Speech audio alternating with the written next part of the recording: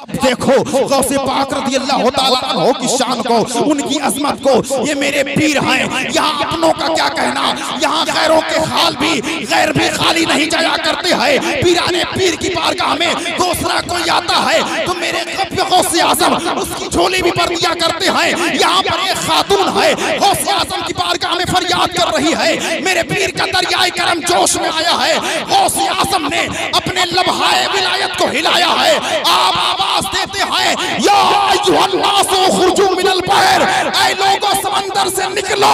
इतना फरमाना था कि डूबी हुई कश्ती बाहर आई है, बारबती भी बाहर आए, सबके सब बाहर चले आए। बूढ़ी खातून गौसे आजम के कदमों में गिरती है, अर्ज करती है, बेटा तेरा नाम क्या है? तो गौसे पाक ने फरमाया था, माँ मेरा नाम अब्दुल कादिर जिलानी है, मुझे महबूबे सुभानी की मुक़द्दस ज़ात पर उनकी शान में गुस्ताखियां की जाती है,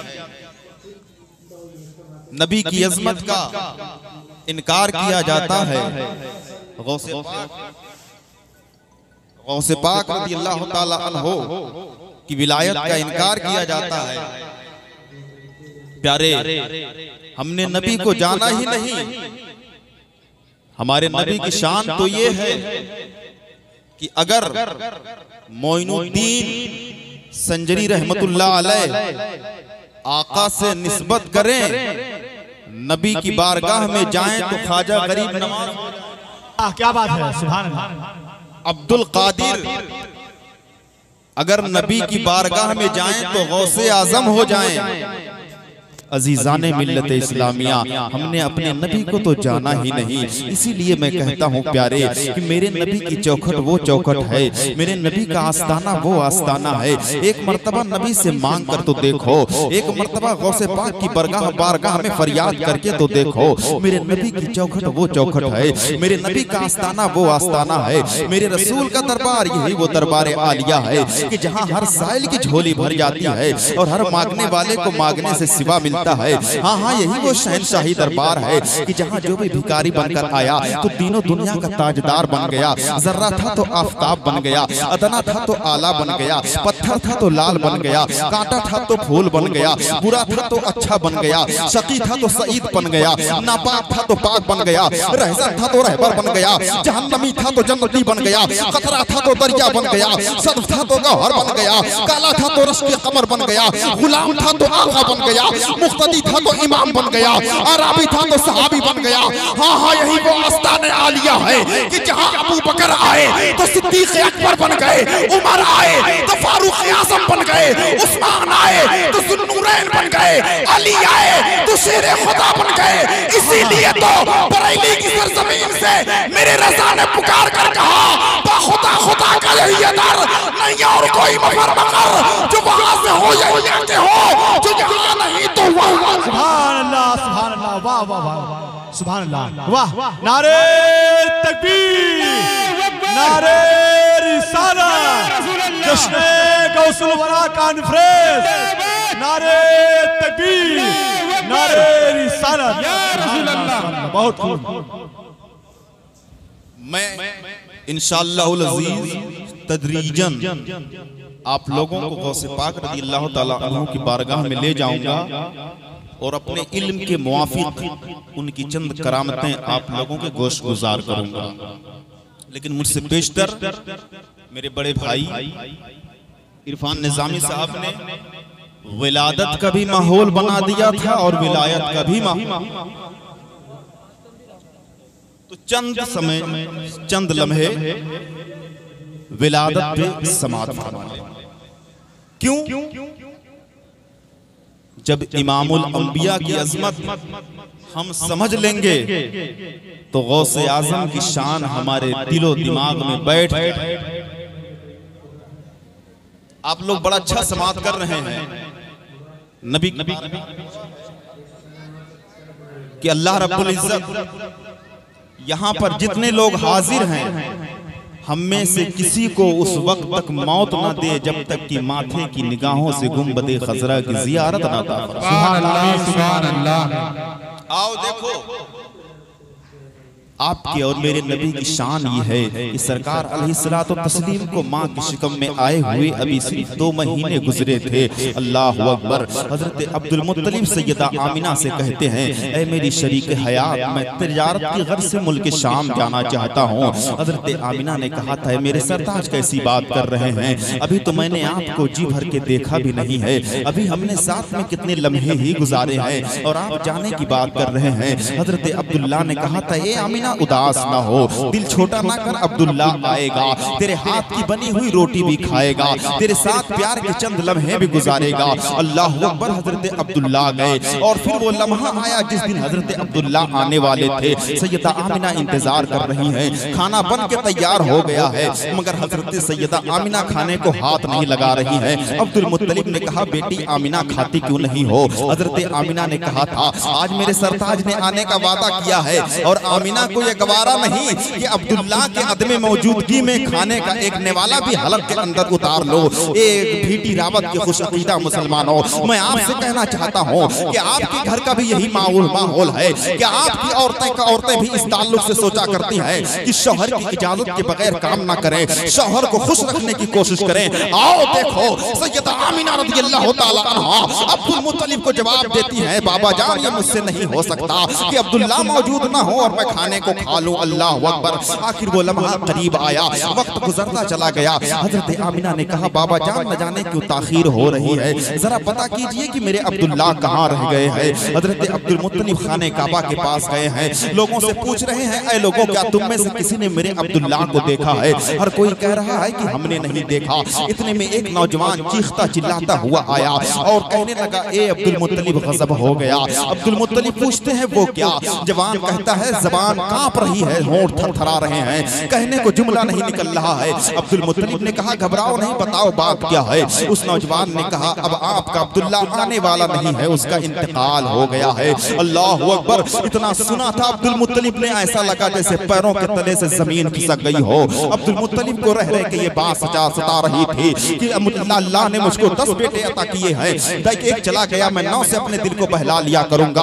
लेकिन आमिना के लिए एक ही सहारा था, अल्लाह रब्बुल इज्जत ने उसे भी उठा लिया। अब्दुल मुत्तलिब सोचते हैं कि जाऊं मैं आमिना को इस बात की खबर दूं कि ए आमिना, अब तेरे सरताज का इंतकाल हो चुका है। लेकिन कदम उठा रहे हैं, कदम नहीं चल रहा है, ऐसा लग रहा है जैसे पैरों पर बोझ पड़ गया हो। बहरहाल हिम्मत इकट्ठा करते हैं और हजरत अब्दुल मुत्तलिब चले हैं। कदमों की आहट को सुनकर सैयदा आमिना ने महसूस कर लिया था कि बाबा अब्दुल मुत्तलिब आ गए हैं। हजरत अब्दुल मुत्तलिब जैसे ही दरवाजे पर पहुंचते हैं, सैयदा आमिना ने दरवाजा खोला, अंदर दाखिल हुए अब्दुल मुत्तलिब। हजरत आमिना कहती हैं, बाबा जान बताइए ना, मेरे सरताज अब्दुल्ला कहाँ है? अब्दुल मुत्तलिब कहते हैं, बेटी अब तेरा अब्दुल्ला नहीं आने वाला है। इतना सुना है हजरत आमिना ने। आप कहती हैं, बाबा जान बात समझ में नहीं आ रही है, आप कहना क्या चाहते हैं? अब्दुल मुत्तलिब ने कहा, बेटी तेरे अब्दुल्ला का इंतकाल हो गया है, वो खुदा को प्यारा हो गया है। इतना सुना है सैयदा आमिना ने, आपने शिकम पे हाथ रखा है, जमीन पर बैठ जाती है और रुख किया है आसमान की तरफ, रब की बारगाह में अर्ज करती हैं, ए मेरे परवरदिगार, अभी मेरे बेटे ने तो अपने बाप का चेहरा भी नहीं देखा था, इसके दुनिया में आने से पहले इसको यतीम की बना दिया गया। गैब से आवाज आई, ऐ आमिना उदास न हो, हमने तेरे बेटे को इसलिए यतीम बनाया है ताकि क़यामत तक के आने वाले यतीमों के लिए महबूब को सहारा बना दिया जाए। अल्लाह बेशक। अल्लाह अकबर। हजरत अब्दुल मुत्तलिब बड़े खुश हुए। वक्त गुजरता गया, ये चंद बातें कह के इंशाअल्लाह मैं विलायत पे आ रहा हूं। 5 महीने हो गए सरकार को मां के शिकम में आए हुए। मैं इसलिए ये जिक्र कर रहा हूं क्योंकि अल्हम्दुलिल्लाह हम रसूलुल्लाह वाले भी हैं और वली अल्लाह वाले भी। 5 महीने गुजरे हैं, नबी को मां के शिकम में आए हुए। अब्दुल मुत्तलिब खाने काबा के पास हैं, कुछ मक्का के चौधरी सरबराह लोग इकट्ठा हुए। वो लोग कहने लगे, हे अब्दुल मुत्तलिब, हमने सुना है कि आपकी बहू जब चलती है तो खुशबू लगाकर चला करती है। आखिर आपको मालूम ही होगा कि अरब का ये दस्तूर है कि जब किसी के शौहर का इंतकाल हो जाता है तो वो 1 साल तक खुशबू नहीं लगाया करती है। तो अब्दुल मुत्तलिब की आंखें झुक गई हैं। उन्होंने कहा, तुम ऐसा क्यों कह रहे हो? तो मक्का के सरबराह लोगों ने कहा था कि आपकी बहू जब चलती है तो खुशबू लगा कर चला करती है। ये सुना है अब्दुल मुत्तलिब ने, माथे पर गुस्से से पसीना आया है, आंखें सुर्ख हो गई हैं। आप घर वापस आते हैं, नबी की दादी का नाम भी फातिमा था। हजरत अब्दुल मुत्तलिब ने पूछा, फातिमा जाओ जरा पता करो कि आमिना खुशबू लगा कर क्यों चला करती है। अब्दुल मुत्तलिब की बीवी हजरत फातिमा कहती है, मेरे सरताज, यही सोच के गर्ज से इसी गर्ज से मैं गई थी आमिना के पास। मैंने सोचा था कि लाओ जरा पूछो, ए आमिना ये तो बताओ तुम खुशबू लगा कर क्यों चला करती हो। लेकिन जैसे ही मैंने सोचा कि आमिना से पूछूं तो उसकी पेशानी से एक ऐसा नूर निकला है और वो आकर मेरी पेशानी से टकराया कि मैं बेहोश होकर जमीन पर गिर गई। ऐ मेरे सरताज, मेरे अंदर इतनी ताकत नहीं है कि आमिना से सवाल करो, आप ही जाकर पूछ लीजिए। हजरत अब्दुल मुत्तलिब कहते हैं, ठीक है फिर मेरे साथ चलो। हजरत आमिना हजरत अब्दुल मुत्तलिब जा रहे हैं और हजरत फातिमा नबी की दादी जान जा रही हैं। और जब दरवाजे के करीब पहुंची हैं, दरवाजा खोल देती हैं, कदमों की आहट को महसूस करके हजरत सैयदा आमिना रज़ियल्लाहु ताला अन्हा अंदर दाखिल हुए हैं। हजरत अब्दुल मुत्तलिब अंदर दाखिल हुई हैं हजरत आमिना रज़ियल्लाहु ताला अन्हा के पास हजरत फातिमा। और हजरत अब्दुल मुत्तलिब ने पूछा, ए बेटी आमिना, मैं एक सवाल करना चाहता हूँ, तुझसे एक बात पूछना चाहता हूँ। हजरत आमिना कहती हैं, बाबा जान पूछिए आप क्या पूछना चाहते हैं। अब्दुल मुत्तलिब ने कहा, बेटी मैंने सुना है मक्का की औरतें ताना दे रही हैं, मक्का के मर्द ताना दे रहे हैं कि जब तुम चलती हो तो खुशबू लगा कर चला करती हो। क्या तुम्हें ये मालूम नहीं कि अगर मक्का में किसी के शौहर का इंतकाल हो जाता है तो वो 1 साल तक खुशबू नहीं लगाया करती है। हजरत अब्दुल मुत्तलिब ने कहा, बेटी आमिना, कहीं ऐसा तो नहीं कि तुझे मेरे अब्दुल्ला से प्यार नहीं था। इतना सुनना था कि हजरत आमिना की चीख निकली है। आपने कहा, बाबा जान आपने दर्द का कौन सा तार छू दिया है। अल्लाह अकबर, हाल तो ये है कि मेरा दिन भी रो करके गुजरा करता है, मेरी रात भी रो करके गुजरा करती है। कोई भी ऐसा लम्हा नहीं है कि मैं अब्दुल्ला की याद ना अब्दुल्ला को याद ना करती हूँ। हजरत अब्दुल मुत्तलिब ने कहा, बेटी ये बताओ फिर खुशबू लगा कर क्यों चला करती हो। हजरत आमिना कहती हैं, बाबा जान आप यहाँ ठहर जाएं। तकिया लेकर जाती हैं। सैयदा आमिना हाथ में तकिया लेती है, तकिया लेकर अब्दुल मुत्तलिब की गोद में पेश कर दिया है। अब जब हजरत अब्दुल मुत्तलिब सूंघते हैं तो मुश्क अंबर से ज्यादा प्यारी खुशबू आ रही है। पूछा है अब्दुल मुत्तलिब ने, ए आमिना ये तो बताओ ये खुशबू कैसे आ रही है। अल्लाह अकबर, इतने में हजरत फातिमा रज़ियल्लाहु ताला अन्हा नबी की दादी जान उठती हैं, दीवार से मिट्टी को खुरसती हैं, खुरस को हथेली पर लेकर आती है, हजरत अब्दुल मुत्तलिब की गोद में पेश कर देती हैं। अब्दुल मुत्तलिब ने हथेली में मिट्टी को लिया है। अब सूंघते हैं तो क्या देखते हैं, ऐसा लग रहा था जैसे जन्नत की खुशबू जमीन पर आ गई है। पूछा है हजरत अब्दुल मुत्तलिब ने, आमिना ये तो बताओ ये खुशबू कैसे आ रही है। हजरत सैयदा आमिना ने जवाब दिया था, नबी का चाहने वाला, नबी का आशिक कोई खामोश नहीं रहेगा। हजरत अब्दुल मुत्तलिब ने पूछा था, बेटी आमिना ये बताओ ये खुशबू कैसे आ रही है। हजरत आमिना ने जवाब दिया था, बाबा जान मैं कोई खुशबू लगाकर नहीं चला करती, मैं कोई अतर लगाकर नहीं चला करती, बल्कि बात ये है कि जब से आपके बेटे अब्दुल्ला की अमानत मेरे शिकम में आई है, मैं जिन गलियों से गुजरती हूँ गलियां भी खुशबू से महक जाया। सुभान अल्लाह, बेशक सुभान अल्लाह। हक है, नारे तकबीर, अल्लाहु अकबर, नारे रिसालत, या रसूल अल्लाह, मसलके आला हज़रत, जिंदाबाद, फैज़ाने गौसुल वरा, जिंदाबाद, फैज़ाने गौसुल वरा, जिंदाबाद, जश्ने गौसुल वरा, जिंदाबाद, हज़रत अल्लामा साबान अली साहब किबला, जिंदाबाद, नारे तकबीर, अल्लाहु अकबर। हक है। अब्दुल मुत्तलिब जब आए थे गुस्से में थे, लेकिन आका की अजमतें देखकर आप बैठ गए और पूछते हैं, बेटी आमिना और बताओ, बस आखिरी बात है, उसके बाद में विलायत पे आ रहा। अब्दुल मुत्तलिब ने पूछा, बेटी आमिना बताओ ये खुशबू कैसे आ रही है। हजरत आमिना कहती है, बाबा जान मैं कोई खुशबू लगाकर नहीं चला करती, बल्कि बात यह है कि जब से आपके बेटे अब्दुल्ला की अमानत मेरे शिकम में आई है, मैं जहां से भी गुजरती हूँ वो जगह खुशबू से मुअत्तर हो जाया करती।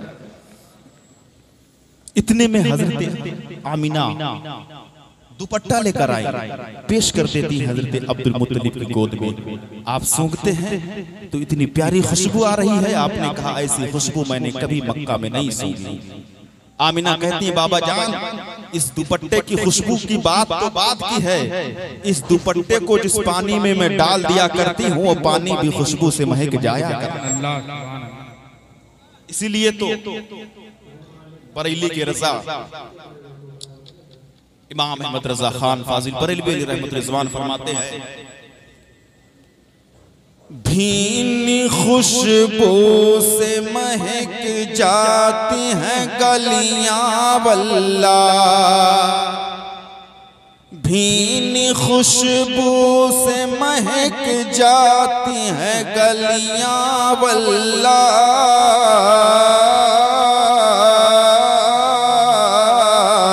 और कैसे फूलों में बसाए हैं तुम्हारे गेसू, तुम्हारे गेसू। अल्लाह अकबर। आओ अब विलादत से विलायत की तरफ चलते हैं। हजरत गौसे पाक रज़ियल्लाहु ताला अन्हु है, 4 बरस की उम्र शरीफ है। आप बच्चों के साथ खेल रहे हैं और मेरे पीर का खेलना भी बड़ा निराला हुआ करता था। गौसे आजम दस्तगीर कहते ला इलाहा, तो बच्चे साथ में खेलने वाले कहते इल्लल्लाह। गौसे पाक कहते ला इलाहा, बच्चे कहते इल्लल्लाह। इसी तरह मेरे पीर खेलने में मसरूफ हैं। इतने में एक बुजुर्ग का गुजर हुआ, उन्होंने फौरन बच्चों से सलाम किया, अस्सलामु अलैकुम व रहमतुल्लाह। बच्चों ने जवाब दिया वालेकुम अस्सलाम। पर जब बारी आई गौसे आजम दस्तगीर की तो आपने 2 मरतबा कहा वालेकुम अस्सलाम, वालेकुम अस्सलाम। पीर ने पूछा, आने वाले बुजुर्ग ने पूछा हजरत गौसे पाक रज़ियल्लाहु ताला अन्हु के हाथ को पकड़कर, बेटे ये तो बताओ, मैंने 1 मरतबा सलाम किया था, तुमने 2 मरतबा जवाब क्यों दिया है? तो गौसे आजम दस्तगीर फरमाते हैं, बाबा जान आप जाइए, इसका राज मुझसे मत खुलवाइए। अल्लाह अकबर। बुजुर्ग ने बार बार इसरार किया है तो गौसे आजम दस्तगीर फरमाते हैं, आओ अब मेरे पीर गौसे आजम ने बुजुर्ग का हाथ पकड़ा है और पहाड़ की चोटी पर लेकर आते हैं, पहाड़ की चोटी पर खड़ा किया है। आपने कहा वो सामने देखिए, सामने वो हवेली नजर आ रही है। बुजुर्ग ने कहा हाँ मुझे नजर आ रही है। मेरे पीर ने कहा उस हवेली के अंदर आज 4 से 4 साल पहले आपका उस हवेली के पास से गुजर हुआ था। बुजुर्ग ने कहा हाँ गुजर तो हुआ था। मेरे पीर ने पूछा है आपने सलाम किया था? तो उस बुजुर्ग ने जवाब दिया कि हाँ मैंने सलाम किया था। गौसे पाक पूछते हैं जरा ये तो बताओ कि आपने किस मकसद के लिए सलाम किया था, आपने किस लिए सलाम किया था? तो उन्होंने जवाब दिया मैंने ये सोचकर सलाम किया था कि ये सादाते किराम का घराना है, अहले बैत का घर है, शायद कि कुछ दुआएं मिल जाएं, सलाम का जवाब लेता चलो, कुछ दुआएं लेता चलो, ये सोचकर मैंने सलाम किया था। गौसे पाक फरमाते हैं तुम्हें जवाब मिला था? आने वाले बुजुर्ग कहते हैं नहीं कोई जवाब नहीं मिला था। मेरे पीर फरमाते हैं कि जिस वक्त तुमने सलाम किया था उस वक्त मेरे घर में कोई मौजूद नहीं था, सिर्फ तन्हा मेरी माँ थी, वो जवाब नहीं दे सकती थी और उस वक्त मैं माँ के शिकम में था। मैं 4 साल से तुम्हारा इंतजार कर रहा था और तुम्हारी आवाज को सलाम करते वक्त तुम्हारी आवाज को मैंने पहचान लिया था। 4 साल से मैं इंतजार कर रहा था कि तुम्हारी आवाज सुनो और तुम्हारे सलाम को पलटा दूं। आज 4 साल के बाद जब तुम्हारी मुझसे मुलाकात हुई है और तुमने मुझसे सलाम किया है तो मैंने तेरी आवाज को पहचान लिया था। मैंने 2 जवाब इसलिए दिया है कि एक जवाब देकर आज का कर्ज उतारा है और एक जवाब देकर 4 साल पहले का कर्ज उतार दिया। सुभान अल्लाह, सुभान अल्लाह। ये हमारे पीर और ज़मीर माँ के शिकम में है, आवाज भी पहचान रहे हैं और सलाम का जवाब भी दे रहे हैं। यही पीराने पीर हैं। आपकी वालिदा हजरत फातिमा उम्मुल खैर रज़ियल्लाहु ताला अन्हा फरमाती हैं, अब्दुल कादिर जब तुम छोटे थे मैं तुम्हें गोद में लेती थी तो उछलकर कहां चले जाया करते थे? अब्दुल कादिर गौसे पाक ने जवाब दिया, माँ मैं जब तुम्हारी गोद से उछलता था तो सूरज के अंदर चला जाया करता। वो सूरज जो लाखों मील की दूरी से भी इंसान को जला दे, मगर मेरे पीर की शान ये है कि वो सूरज के अंदर चले जा रहे हैं। हजरत उम्मुल खैर ने पूछा, बेटा अब्दुल कादिर ये बताओ क्या अब भी सूरज के अंदर जा सकते हो? तो अब्दुल कादिर ने जवाब दिया था, माँ तब तो मेरा बचपना था, अब तेरा बेटा अब्दुल कादिर जवान हो गया है। माँ वो मेरे बचपने का आलम था, अब जवानी आ गई है। माँ अब सूरज के अंदर इतनी ताकत नहीं है कि वो अब्दुल कादिर को संभाल सके।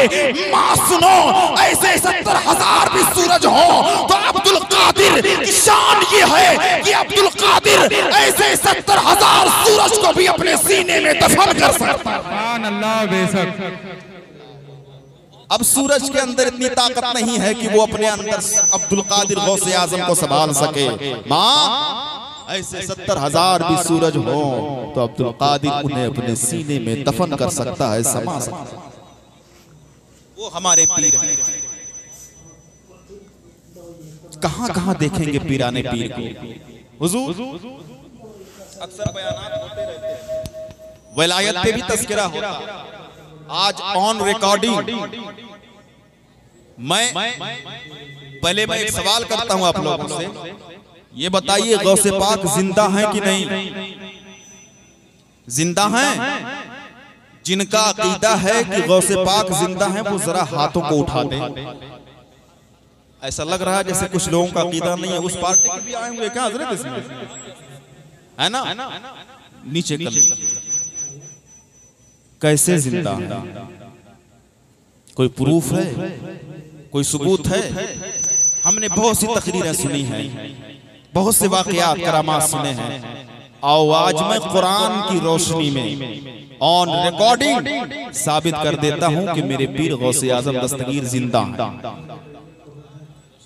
आम किताबों से नहीं, कलामुल्लाह से।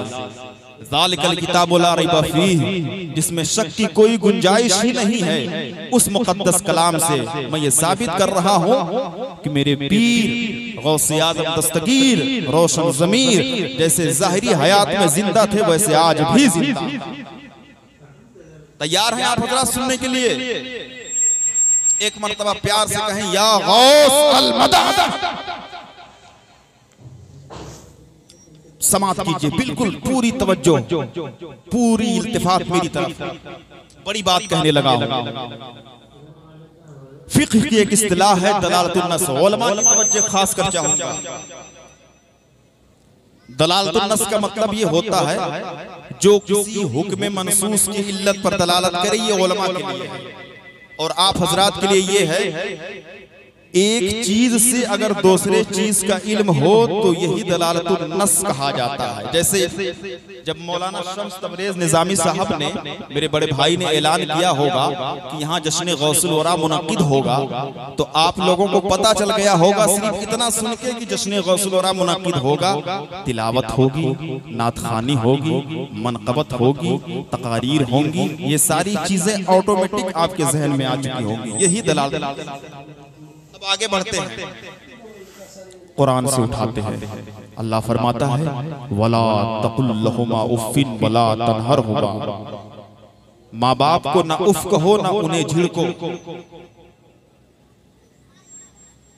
अब अगर कोई कहे, मौसम तबरेज निजामी साहब, वाकयात तो बहुत आपने सुने होंगे, आज कुरान की रोशनी में साबित भी कर देते हैं, रोज का झगड़ा ही खत्म कर देते हैं कि गौसे पाक जिंदा हैं कि नहीं, नबी जिंदा हैं कि नहीं। अल्लाह ने फरमाया माँ बाप को न उफ कहो न उन्हें झिड़को। मौलाना शम्स तबरेज निजामी साहब ने से एक साहब ने पूछा, हजरत अल्लाह ने सिर्फ उफ कहने से मना किया है, झिड़कने से मना किया है, लिहाजा माँ बाप को मारा जा सकता है, गाली दी जा सकती है। हजरत ने कान पकड़ा, कहा नादान तुझे इतना नहीं मालूम, जब उफ कहना मना है तो गाली देना मारना ये तो और बड़ा जुर्म है, ये तो बदरजे औला मना होगा। तो पता चला जो चीज निचले दर्जे के लिए लागू होती है वो चीज ऊंचे वाले दर्जे के लिए बदरजे औला नाफिज और लागू होती है। अब आगे बढ़ते हैं। अल्लाह आगे इरशाद फरमाता है वला तक़ूलू लिमन युक़्तलू फ़ी सबीलिल्लाहि अमवात बल अहयाउ वलाकिन ला तशऊरून।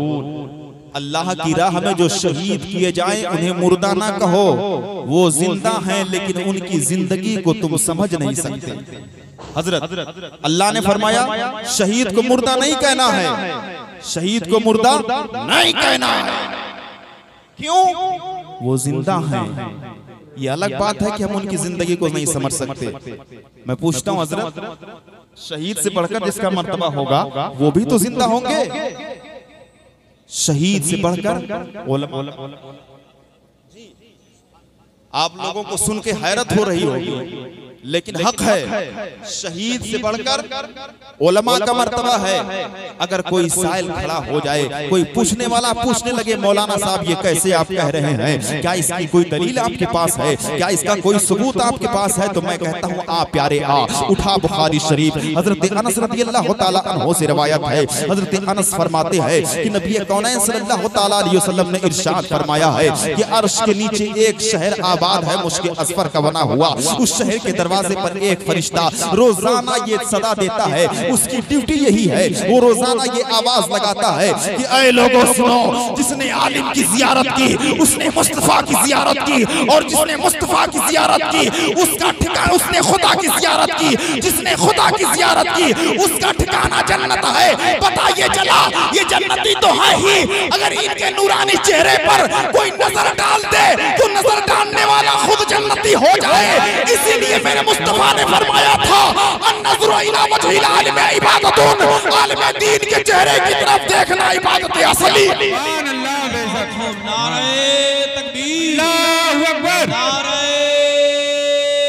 रिसालत, या रसूल अल्लाह, मसलके आला हज़रत जिंदाबाद, जश्न गौसुल वरा, जिंदाबाद, जश्न गौसुल वरा, जिंदाबाद, नारे तकबीर, अल्लाहु अकबर, नारे रिसालत, या रसूल अल्लाह। बहुत खूब। बात समझ में आ गई। शहीद से बढ़कर उलमा का मर्तबा, शहीद जिंदा, उलमा भी जिंदा, और गौसे आजम पीराने पीर आलिम भी। और आलिम से बड़ा मर्तबा वली का है, इसलिए कि हर वली आलिम होता है, लेकिन ये जरूरी नहीं कि हर आलिम वली हो। उमूम खुसूस मुतलक, हर वली आलिम है, लेकिन हर आलिम के लिए जरूरी नहीं कि वली हो। पता ये चला कि जब शहीद जिंदा हैं, उनसे बढ़कर मर्तबा उलमा का है, उलमा भी जिंदा हैं, उलमा से बढ़कर औलिया का मर्तबा है, तो औलिया भी जिंदा हैं। अब मैं नाम लेकर कह रहा हूँ कि कौन कौन जिंदा है, जरा गौर से समाअत करना। नाम लेकर मैं बता रहा हूँ कि कौन कौन जिंदा है। सुनो, कुतुबुद्दीन बख्तियार काकी जिंदा है, बाबा फरीदुद्दीन गमशकर जिंदा है, नसीरुद्दीन चिराग दहलवी जिंदा है, साबिर कलियरी जिंदा है, मखदूम अशरफ जिंदा है, शुएबुल औलिया जिंदा है, सदरुश शरिया जिंदा है, हाफिज मिल्लत जिंदा है, मुजाहिद मिल्लत जिंदा है, कायदे मिल्लत जिंदा है, अख्तर रजा जिंदा है, अरे ख्वाजा गरीब नवाज जिंदा है। और जब ये औलियाए किराम जिंदा है, तो जो वलियों का सरदार है, महबूब सुभानी, कुतुब रब्बानी, गौसे समदानी, शाहबाज लमाकानी, अब्दुल कादिर रज़ियल्लाहु ताला अन्हु जिंदा है, जिंदा है, जिंदा। तवज्जो, जब औलियाए किराम जिंदा है, गौसे आजम जिंदा है, तो नबियों का इमाम मुस्तफा जाने रहमत, समय बस में हिदायत, शरे आरे गिरम, ताजदारे हरम, नौबहारे शफाअत भी जिंदा है। इसीलिए तो बरेली की रज़ा ने बरेली की सरजमीन से पुकार कर कहा था, तू जिंदा है वल्लाह, तू जिंदा है वल्लाह, मेरे चश्मे आलम से छुप जाने।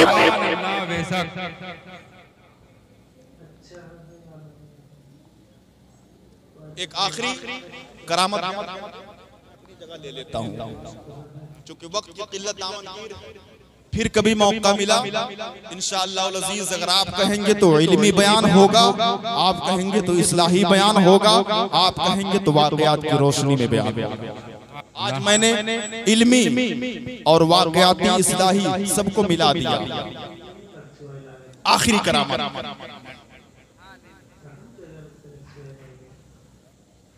बगदाद की सरजमीन है।